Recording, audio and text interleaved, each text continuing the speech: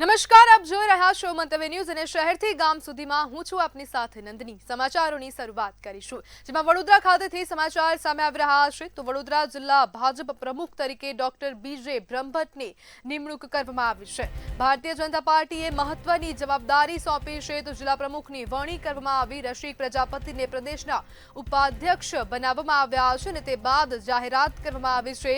સંગઠન મજબૂત કરવા નવી ટીમ સાથે કામગીરી શરૂ કરવામાં આવી છે। ભારતીય જનતા પાર્ટીએ મહત્વપૂર્ણ જવાબદારી સોંપી છે। તો નવા જિલ્લા પ્રમુખની જાહેરાત કરવામાં આવી છે।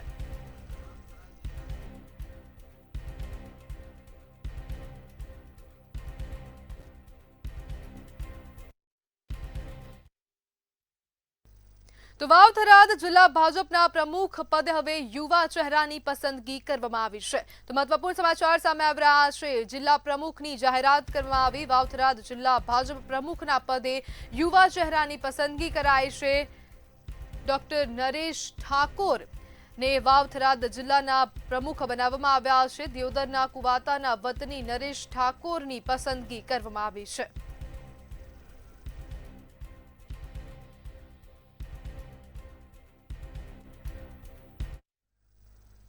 તો જૂનાગઢના કેશોદ ખાતેથી સમાચાર સામે આવી રહ્યા છે। સ્કૂલોના વિદ્યાર્થીઓની વચ્ચે મારામારી થઈ છે। તો મારામારીના સમાચાર સામે આવી રહ્યા છે। જૂનાગઢના કેશોદથી આ સમાચાર, સ્કૂલના વિદ્યાર્થીઓની વચ્ચે મારામારી થઈ છે। આ મારામારીનો વિડીયો સામે આવ્યો છે, જેમાં વિદ્યાર્થીઓ એકબીજાને ઢોરમાર મારતા નજરે પડી રહ્યા છે। સરકારી સ્કૂલની આ સમગ્ર ઘટના વિદ્યાર્થીઓની મારામારીની આ ઘટના બની હતી અને આ સમગ્ર વિડીયો સામે આવ્યો છે। રસ્તા પરથી પસાર થતા લોકોએ વિદ્યાર્થીઓને માર માર્યો। વાયરલ વિડીયોને લઈને પોલીસ તપાસ હવે હાથ ધરવામાં આવી છે।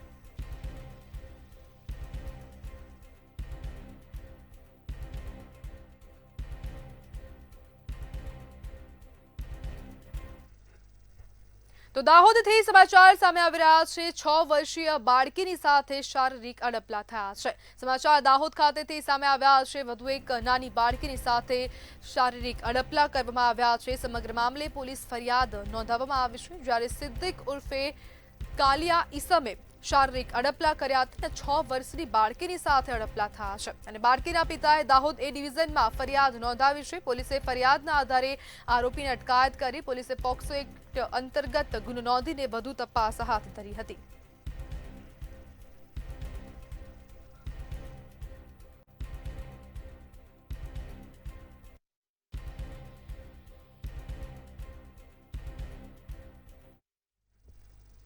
તો ધંધુકાથી સમાચાર સામે આવી રહ્યા છે। નર્મદા કેનાલમાં 2 મિત્રો નહાવા પડ્યા હતા અને તેમાંથી એક યુવક હાલ ગુમ થયો છે અને એકનો માંડ જીવ બચ્યો છે। તો ધંધુકાથી આ સમાચાર, નર્મદા કેનાલમાં 2 મિત્રો નહાવા પડ્યા હતા। બાલા હનુમાન મંદિર નજીક આ બંને મિત્રો કેનાલમાં નહાવા પડ્યા હતા। હવે તંત્ર દ્વારા પણ કાર્યવાહી હાથ ધરાઈ છે। એક પાણીમાં ખેંચાઈ ગયો હતો અને બીજો બહાર નીકળવામાં સફળ રહ્યો હતો। જ્યારે ધોરણ 11માં અભ્યાસ કરતા 2 મિત્રો આ કેનાલમાં નહાવા ગયા હતા। એક વિદ્યાર્થી હાલ જે બાળક છે તે ગુમ થયો છે અને એકને બચાવી લેવામાં આવ્યો છે।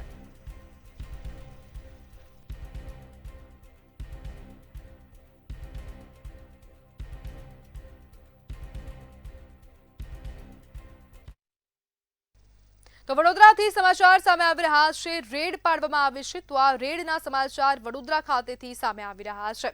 તો આ સમાચાર વડોદરા ખાતેથી સામે આવ્યા। વ્રજ સિદ્ધિ ટાવરમાં મોબાઈલ કંપની એજન્સીએ રેડ પાડી છે। આઈફોનની ડુપ્લિકેટ એસેસરીઝ વેચાતી હોવાની બાતમી મળી હતી અને તેને જ આધાર પર રેડ પાડવામાં આવી। એજન્સી દ્વારા મોબાઈલ એસેસરીઝના વિક્રેતાઓને ત્યાં રેડ પાડવામાં આવી છે। સમાચાર સામે આવી રહ્યા છે। વડોદરા ખાતેથી વિવિધ ટીમોએ 4 જેટલી દુકાનોમાં તપાસ હાથ ધરી હતી।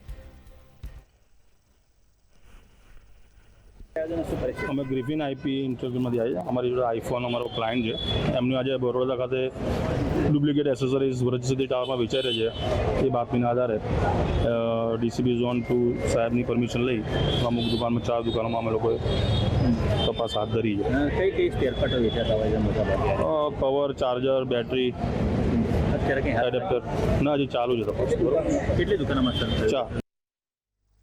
તો જૂનાગઢમાં યોજાયેલો મિની કુંભ મેળો હવે એસટી વિભાગને ફળ્યો છે. સમાચાર સામે આવી રહ્યા છે જૂનાગઢ ખાતેથી. તો મહત્વપૂર્ણ સમાચાર જૂનાગઢ ખાતેથી સામે આવ્યા છે. જૂનાગઢમાં યોજાયેલ મિની કુંભ મેળો એસટી વિભાગને ફળ્યો છે. 5 દિવસ ચાલેલા મેળાથી નિગમને કરોડોની આવક થઈ છે. તો અનેક લોકોએ આ મેળાની મુલાકાત લીધી હતી. તેમાં મિની કુંભ મેળાથી એસટી નિગમને અંદાજિત 2.15 કરોડની આવક થઈ છે. આ વર્ષે 3.51 લાખ મુસાફરો એસટી બસ સેવાનો લાભ લીધો અને મિની કુંભમાં તેમને દર્શન કર્યા. જૂનાગઢના મેળામાં એસટી બસની કુલ 9,255 ટ્રીપ દોડાઈ હતી અને ગત વર્ષે એસટી વિભાગને 1.91 કરોડની આવક થઈ હતી. મિની કુંભ મેળો 2026 તારીખ 11/2/2026થી 15/2/2026 દરમિયાન યોજવામાં આવેલો હતો. તેમાં જીએસઆરટીસીની વિવિધ ટ્રીપો સંચાલન કરી અને નિગમને અંદાજિત 2.15 કરોડની આવક મળેલ છે. મુસાફરોમાં 3.51 લાખનો લાભ લીધો છે અને કુલ નિગમની 9,255 ટ્રીપથી સંચાલન હાથ ધરવામાં આવેલું છે. ભાવનગરમાં આજે મનપાનું બુલડોઝર ચાલ્યું છે. ગંગાજળિયા તળાવ અને રૂપમ ચોક વિસ્તારમાં લાંબા સમયથી નડતરરૂપ દબાણો પર તંત્રએ કડક કાર્યવાહી કરી છે. મૌખિક રજૂઆતો છતાં દબાણ ન હટાવનારા તત્વો સામે લાલ આંખ કરી મનપાની ટીમે તમામ સામાન જપ્ત કર્યો છે. શહેરને ટ્રાફિક મુક્ત કરવા માટે આગામી દિવસોમાં પણ આ ક્લીનઅપ ઓપરેશન યથાવત રહેશે.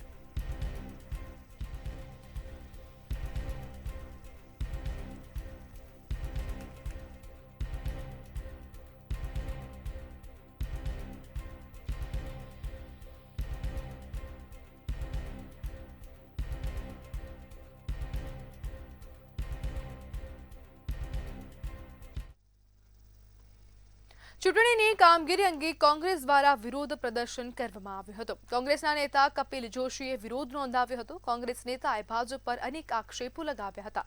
સાથે જણાવ્યું હતું કે આ મામલે કલેક્ટરને રજૂઆત કરીશું. સમગ્ર મામલે નાયબ કલેક્ટર વી.કે. સાંબળનું નિવેદન સામે આવ્યું હતું.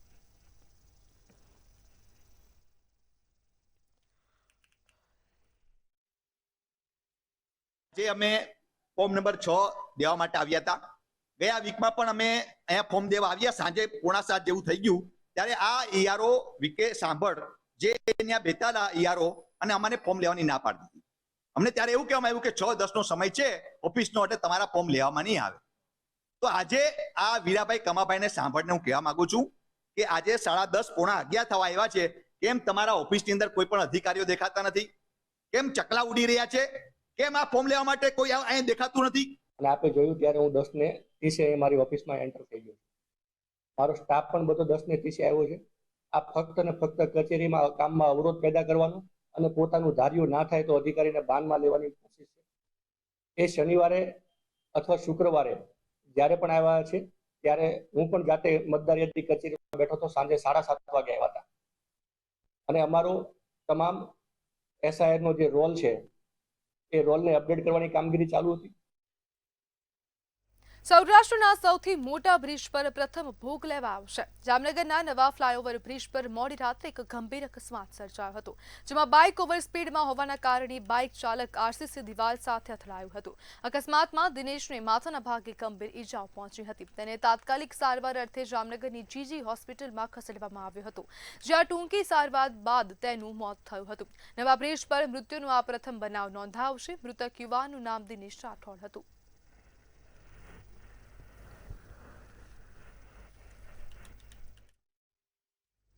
ખેડાના ગળતેશ્વરના સેવાલિયા ગામે પણિતાના મોતનો મામલો સામે આવ્યો છે. 33 વર્ષીય પણિતા પૂજા પટેલનો મૃતદેહ મળી આવ્યો હતો. ગત 12 ફેબ્રુઆરીના રોજ હાઈવે પરથી મૃતદેહ મળી આવ્યો હતો. મૃતદેહ જોતા પોલીસને હત્યાની શંકા થઈ ગઈ હતી. પોલીસે નિલેશ પરમાર નામના આરોપીની ધરપકડ કરી છે. ઘટનાને અકસ્માતમાં ખપાવવા માટે આરોપીએ પેત્રો રચ્યો હતો અને ધરપકડ બાદ પોલીસ દ્વારા આરોપીનું રિકન્સ્ટ્રક્શન કરવામાં આવ્યું હતું.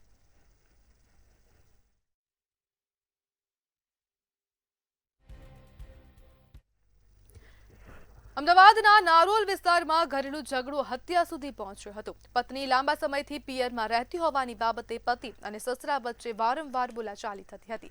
ઘટના દિવસે પણ આ જ મુદ્દે ઉગ્ર ઝઘડો થયો હતો. વાત એટલી વકરી ગઈ કે જમાઈએ ગુસ્સામાં આવી સસરા પર હુમલો કર્યો હતો.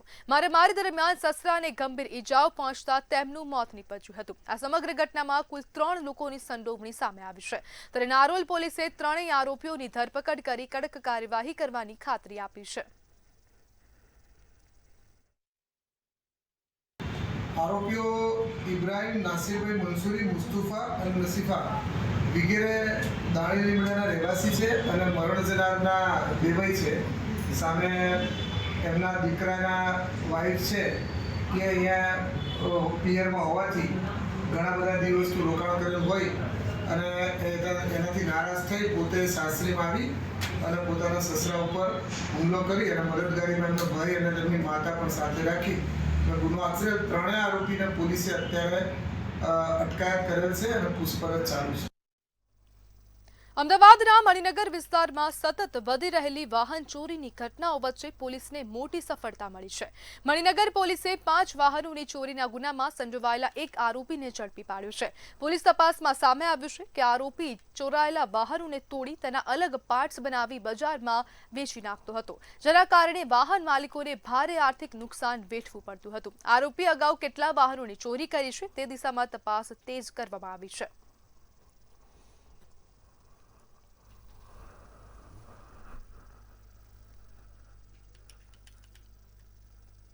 અમદાવાદના એસજી હાઈવે પર આવેલી સોલા સિવિલ હોસ્પિટલ ટૂંક સમયમાં મેડિસિટી જેવી આધુનિક સુવિધાઓથી સજ્જ થશે. વડાપ્રધાન નરેન્દ્ર મોદી દ્વારા જેનું ખાતમુહૂર્ત કરવામાં આવ્યું હતું તે 14 માળની 555 બેડની સુપર સ્પેશિયાલિટી હોસ્પિટલનું નિર્માણ કાર્ય હવે અંતિમ તબક્કામાં છે. અંદાજે 400 કરોડના ખર્ચે તૈયાર થયેલી આ હોસ્પિટલ આગામી 4 થી 5 મહિનામાં કાર્યરત થઈ જશે. ન્યુરોલોજી, કાર્ડિયોલોજી, કિડની અને ગેસ્ટ્રોલોજી જેવી જટિલ સારવાર એક જ છત નીચે દર્દીઓને મળશે તથા અત્યાધુનિક સાધન સામગ્રીથી સજ્જ 4 હાઈટેક ઓપરેશન थिएटर दर्दियों सेवा में मुकाश. हमारा सोला सिविल हॉस्पिटल कैंपस में नया सुपर स्पेशलिटी बिल्डिंग एक बन रहा है. इसमें एक पार्ट हमने यूएन मेहता को दिया है जो कार्डियोलॉजी और न्यूरोलॉजी वो लोग संभालेंगे. एक पार्ट IKDRC को दिया है जिसमें नेफ्रो और यूरो IKDRC संभालने वाले हैं और उसके अलावा गैस्ट्रोएंट्रोलॉजी, इंडोक्राइनोलॉजी और ये प्लास्टिक सर्जरी, पीडियाट्रिक सर्जरी ये हमारे यहाँ सोला सिविल संभालेगा. इसमें एक फ्लोर पूरा ICU जो वेल इक्विप्ड ICU होगा उसकी व्यवस्था की गई है. उसके अलावा रेडियोलॉजी के जो इक्विपमेंट्स हैं MRI, CT स्कैन वो सब ग्राउंड फ्लोर पे उसका अरेंजमेंट किया गया है. અમદાવાદ શહેરમાં ફરી એકવાર ચોરીની મોટી ઘટના સામે આવી છે. નવરંગપુરાના નક્ષત્ર અપાર્ટમેન્ટમાં 9 ફેબ્રુઆરીના રોજ અંદાજિત 23 લાખ રૂપિયાના દાગીનાની ચોરી થઈ હતી. નવરંગપુરા પોલીસે ઝડપી તપાસ હાથ ધરી હતી અને 2 આરોપીઓને ઝડપીને લાખો રૂપિયાનો મુદ્દામાલ કબજે કર્યો હતો. નવરંગપુરા પોલીસ સ્ટેશનની ટીમ, ઝોન 1 LCBના PSI અને એમની ટીમ આજુબાજુ વિસ્તારના CCTV કેમેરા, CDR એનાલિસિસ, જૂના ચોરીમાં પકડાયેલા શકમંદ આરોપીઓ વગેરે અને હ્યુમન ઇન્ટેલિજન્સ મારફતે આ ગરફોડ ચોરી ડિટેક્ટ કરવા માટે કાર્યરત હતા. અમદાવાદ શહેરમાં ઘરફોડ ચોરીની ઘટના સામે આવી હતી. ઘાટલોડિયા વિસ્તારમાં આવેલ નિકિતા પાર્ક સોસાયટીમાં બનેલી ચોરીના કેસમાં પોલીસે એક આરોપીની ધરપકડ કરી હતી, જ્યારે અન્ય 2 આરોપીઓ હજુ પણ ફરાર છે. પોલીસે 38 લાખ રૂપિયાનો મુદ્દામાલ પણ જપ્ત કર્યો હતો. અમદાવાદ શહેરના ઘાટલોડિયા પોલીસ સ્ટેશન વિસ્તારમાં આવેલા નિકિતા પાર્ક સોસાયટીમાં એક મકાનમાં 22 જાન્યુઆરીથી લઈ અને 25 જાન્યુઆરી સુધી બંધ હતું. જ્યારે મકાન માલિક પરત આવે છે ત્યારે પોતાના ઘરમાંથી ચોરી થયેલાનું એમના ધ્યાન પર આવે છે. પોલીસ સ્ટેશન આવી ફરિયાદ દાખલ કરવામાં આવે છે. ફરિયાદની ગંભીરતાને લઈ સ્થાનિક પોલીસ સ્ટેશન અને ઝોન 1ની એલસીબીની ટીમ સતત ગુનો ડિટેક્ટ કરવા માટે કાર્યરત હતી. છોટાઉદેપુરના પાવીજેતપુરના ઓરસંગ બ્રિજ તેમજ રસ્તા પર ખાડા પડી જતા મોટા અકસ્માતની ભીતિ જોવા મળી હતી. વાહન ચાલકોની અનેક રજૂઆત છતાં કોઈ કામગીરી કરવામાં આવતી ન હોવાથી લોકોમાં ભારે રોષ જોવા મળી રહ્યો હતો. અહીં મહત્વની વાત એ છે કે પાવીજેતપુર તાલુકા સેવા સદન તેમજ તાલુકા પંચાયત તરફ જવા માટે આ બ્રિજ પરથી જ પસાર થવું પડતું હોય છે. અધિકારીઓ અવરજવર કરતા હોવા છતાં આ ખાડા કાન કરતા હોય તેમ સ્પષ્ટ જણાઈ આવી રહ્યું છે. આજે આપણે જેતપુર અને ચલામણી રોડને જોડતા બ્રિજ ઉપર ઉભા છે. જેતપુર પાણીના વરસાદના બ્રિજ ઉપર આ બ્રિજ ઉપર મોટા મોટા ગાબડા પડી ગયા છે અને અહીંથી જે લોકો આવન જાવન કરે છે એમને વાહન ચલાવવામાં અને આવવા જવામાં ઘણી મોટી મુશ્કેલી પડે છે. અને સાથે સાથે આ તાલુકા લેવલની કચેરીઓ આ બાજુ આવેલી છે એટલે આખા તાલુકાની પબ્લિક પણ કામે અર્થે આવતું હોય છે. અને બીજું કે જે નાના વાહનો છે એ આની પર જે ખાડા પડેલા છે, જે ગાબડા પડેલા છે એની અંદર જે પડે છે એના કારણે વાહનોને પણ નુકસાન થયેલું છે. છેલ્લા ઘણા સમયથી ઓરસંગ બ્રિજ અને એની આગળનો ઠેઠ કોર્ટ સુધી, કોર્ટથી લઈને આગળનો રસ્તો, ત્યાંથી લઈ અને અહીંયા ગાડી જેતપુર તરફ ઠેઠ પાવી વનકુટીર સુધીનો રસ્તો, આ રસ્તા ઉપર એટલા મોટા મોટા ખાડા થઈ ગયા છે એને લઈ અને ગાડીઓને ભયંકર નુકસાન થઈ રહ્યું છે. અને સાથે સાથે જે રિપેરિંગ ના થવાના કારણે ડસ્ટ એટલો બધો ઉડી રહ્યો છે કે એ આપણે અસહ્ય રીતે લોકોને અંદર પ્રવેશ કરી રહ્યો. કડી તાલુકાના અગોલ ગામમાં રસ્તાનો વિવાદ સામે આવ્યો હતો. અમદાવાદની કન્સ્ટ્રક્શન કંપનીએ કાચો નેડિયાનો રસ્તો દબાવી દેતા વિવાદ સર્જાયો હતો. કાચો રસ્તો દબાવી દિવાલ બનાવી દેવામાં આવી હતી. જૂનો રસ્તો બંધ થઈ જતા ખેડૂતોને અવરજવરમાં મુશ્કેલી પડી રહી છે. જે આ ડીએલ નવા રક્ષા પ્રમાણે નગર નિયોજન વાળોએ આજે પ્લાન પાસ કરી નાખ્યો. એની અંદર જે અમારો સરકારી નેરિયન કાયમનો રસ્તો છે એ રસ્તો એને ગુમ કરી નાખ્યો છે અને પ્લાન પાસ કરી નાખ્યો. અને આ કંપનીના માલિક ચિંતનભાઈ પરીખ, કૃષ્ણકાંત પરીખ, એમને આ નગર નિયોજનના પ્લાન પ્રમાણે અમારો નેરિયાના આડું દિવાલ કરી નાખી અને કે તમારું નેરિયું આવતું નહીં. એના લીધે અમારી 20 થી 25 વીઘા જગ્યામાં જવા આવવાનો રસ્તો હાલ સદંતર બંધ કરી નાખ્યો છે. એવું તો અમારો આ ગોળથી આ નેરિયું અમારા ખેતર સુધી આવે છે. એ લોકો હાલ અમારો રસ્તો બંધ કરી દીધો, બરોબર. તો અમારે જમીનમાં ક્યાંથી જવું? અમારે ટ્રેક્ટર લાવવું હોય, ઢોર લાવવો હોય, લાવવા લઈ જવું હોય, પાક માટે પાણી લઈ જવું હોય, તો આ લોકો બિલકુલ રસ્તો બંધ કરી દીધો. સમસ્યામાં આ રસ્તો બંધ હોવાથી ઢોરા ઢાંકણા મારે બહુ પાણીની તકલીફ પડે છે. કેટલા વર્ષો જૂનો રસ્તો હતો? આ તો અમારા બાપ દાદાનો રસ્તો છે. દાદા મરી ગયા અને મારા બાપુ મરી ગયા અને આની દિવાલ કરી નાખી.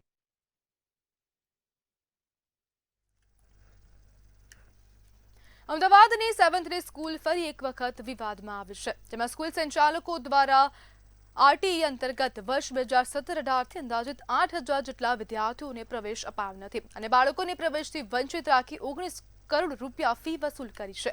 આ સમગ્ર મામલો હાઈકોર્ટમાં ચાલી રહ્યો છે અને કોર્ટના આદેશ મુજબ કાયદેસરની કાર્યવાહી હાથ ધરવામાં આવશે. અત્યાર સુધીમાં જો આરટીઈ હેઠળ પ્રવેશ આપવામાં આવ્યો હોય તો સદર શાળામાં 8,000થી વધુ વિદ્યાર્થીઓ જે છે એ ચોક્કસ પ્રવેશ મેળવી શક્યા હોત અને આ વિદ્યાર્થીઓ જે છે એ મફત આ શાળામાં શિક્ષણ મેળવી શકત. જેમની જગ્યાએ અહીંયા આ શાળામાં નોન આરટીઈ વિદ્યાર્થીઓને પ્રવેશ આપી અને તેમની અંદાજિત જો ફીઝનું સ્ટ્રક્ચર છે તે પ્રમાણે ગણતરી કરીએ તો 19 કરોડથી વધારે ફીઝ એકત્રિત કરેલી હોય તેવું જણાય. પરંતુ આખી એ પ્રક્રિયા જે છે ન્યાયિક પ્રક્રિયા છે એટલે અત્યારે એ વિષય ઉપર ચોક્કસ કોઈ પ્રકારે કમેન્ટ ન આપી શકાય. દહેગામ તાલુકાના સાપા અને સુજાના મુવાડા ગામ વચ્ચે આવેલા તળાવમાં ગંભીર જળ પ્રદૂષણની ઘટના સામે આવી છે. શિવસાગર કોલ્ડ સ્ટોરેજ દ્વારા ઝેરી કેમિકલયુક્ત પાણી તળાવમાં છોડાતા હજારો માછલીઓના કરુણ મોત નીપજ્યા છે. ઉનાળાની શરૂઆતમાં પશુ પક્ષીઓ માટે પીવાના પાણીનો આ એકમાત્ર સ્ત્રોત હવે પ્રદૂષિત થયો છે. સ્થાનિકોમાં ભારે રોષ જોવા મળી રહ્યો છે અને પ્રદૂષણ નિયંત્રણ બોર્ડની કામગીરીની સામે પણ સવાલો ઉઠી રહ્યા છે.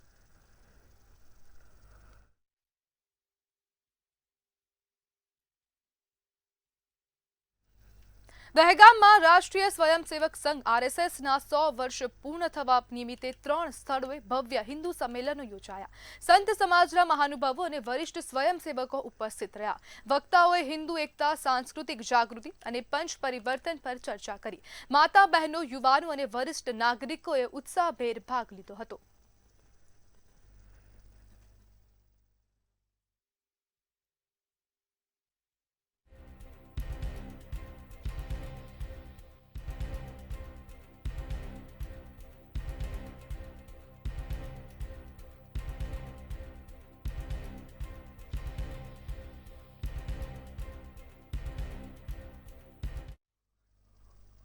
સમાચારમાં આગળ વાત કરીએ તો સુરત ખાતેથી સમાચાર સામે આવી રહ્યા છે. ચિરાગ ઘોટીનો વરઘોડો કાઢવામાં આવ્યો છે તો પોલીસ દ્વારા તેના જ વિસ્તારમાં વરઘોડો કાઢવામાં આવ્યો છે. તો મહત્વપૂર્ણ સમાચાર સામે આવી રહ્યા છે. સુરત ખાતેથી ચિરાગ ઘોટીને એના જ વિસ્તારમાં પોલીસે વરઘોડો કાઢ્યો છે. બે હાથ જોડીને રોડ પર ફાટેલા કપડામાં સરઘસ કાઢવામાં આવ્યું. કાયદાથી ઉપર કોઈ નથી, કાયદામાં રહેશો તો ફાયદામાં રહેશો તેવું હવે આ સૂત્રને હવે પોલીસે સાર્થક કર્યું છે.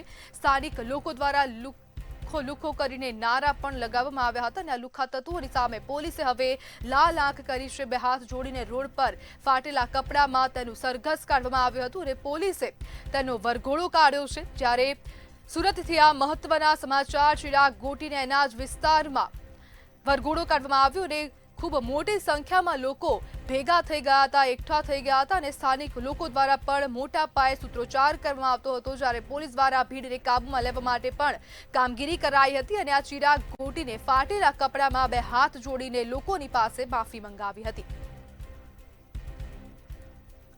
બે હાથ જોડીને રોડ પર ફાટેલા કપડામાં પોલીસે આરોપીનું સરઘસ કાઢ્યું છે. આ ચિરાગ ઘોટી જે વોન્ટેડ હતો, છેલ્લા ઘણા સમયથી અનેક લોકોને તેને માર માર્યો હતો, તેને ખંડણી પણ લીધી હોય તેવા પણ અનેક ગુનાઓ તેના પર લગાવવામાં આવ્યા હતા અને તેને જ લઈને હવે પોલીસ દ્વારા તેની અટકાયત કરાઈ હતી. તે બાદ હવે ચિરાગ ઘોટીનું આ સરઘસ કાઢવામાં આવ્યું અને આસપાસના લોકો ખૂબ મોટી સંખ્યામાં એકઠા થયા હતા અને લોકો સૂત્રોચ્ચાર પણ કરતા હતા. પોલીસને બધાઈઓ પણ આપવામાં આવી, તેમનું સ્વાગત કરવામાં આવ્યું અને પોલીસનું મોઢું પણ મોઢું જે છે તેને મીઠું કરવામાં આવ્યું હતું. સાથે સાથે પોલીસનો આભાર પણ માનવામાં આવ્યો હતો. ચિરાગ ઘોટી કે જે આ વિસ્તારનો લુખ્ખો છે એના વિરુદ્ધમાં 10 થી વધુ ગુના દાખલ થયેલા છે. હજુ પણ જેને હેરાન કર્યા હતા, પરેશાન કર્યા હતા લોકો આવી રહ્યા છે. વધુ ફરિયાદો દાખલ કરીશું અને ગુસ્સી ટોકરી કરીશું અને આનાથી પણ વધારે થતું હોય તો એ પણ કરીશું.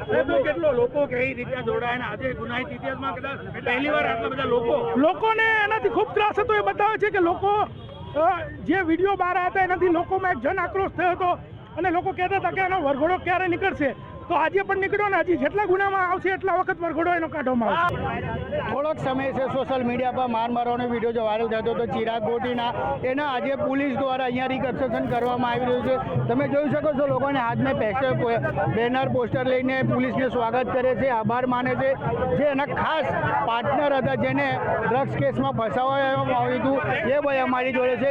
શું કહેશો આ છે ચિરાગ ઘોટીને અહીંયા લાવવામાં આવ્યું? ચિરાગ ઘોટીને જે અત્યારે વરઘોડો કાઢવામાં આવ્યો જે બદલ હું નાયબ મુખ્યમંત્રી શ્રી હર્ષ સંઘવી સાહેબનો ખૂબ ખૂબ આભાર માનું છું અને આપણી સુરત પોલીસનો ખૂબ ખૂબ આભાર માનું છું જેને આવા માતાભારે તત્વોનો વરઘોડો કાઢીને પ્રજાને દર્શાવ્યું છે કે આવા માતાભારે લુખ્ખાથી કોઈ ડરવાની જરૂર નથી. હજુ પણ જેટલા ભોગ બનનારા એટલે સામે આવો, વધુમાં વધુ પોલીસ તમારી જોડે છે, તમારી સાથે છે, વધુમાં વધુ ફરિયાદ થાય એવી મારી ભોગ બનનારાઓને નમ્ર અપીલ છે. જી, તો બીજા એક ભાઈ છે એમની જોડે વાત કરશું. તમારું શું નામ છે અને તમારે કેવી રીતે ફસાવવામાં આવ્યું હતું? જી, મારું નામ પાર્થ મિયાણી છે. હું એમની કંપનીમાં કામ કરતો હતો શ્યામ લુબ્રિકેન્ટમાં. એણે મારી ઉપર ખોટા આરોપ મૂકેલા અને મને ઢોરમાર મારેલો હતો તાલિબાની રીતે.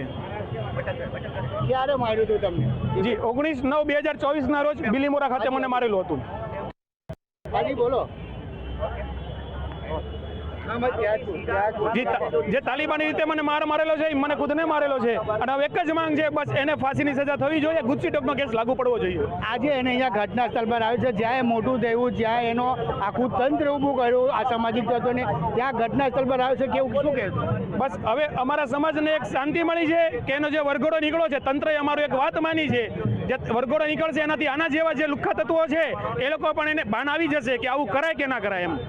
જી તો તમે જોઈ શકો છો કે અહીંયાની જે સ્થાનિક લોકો છે, જે લોકો અહીંયા પોલીસનો આભાર માને છે ને ખાસ કરીને એને ફાંસીની સજાની માંગ કરવાની વાત આવી રહ્યું છે.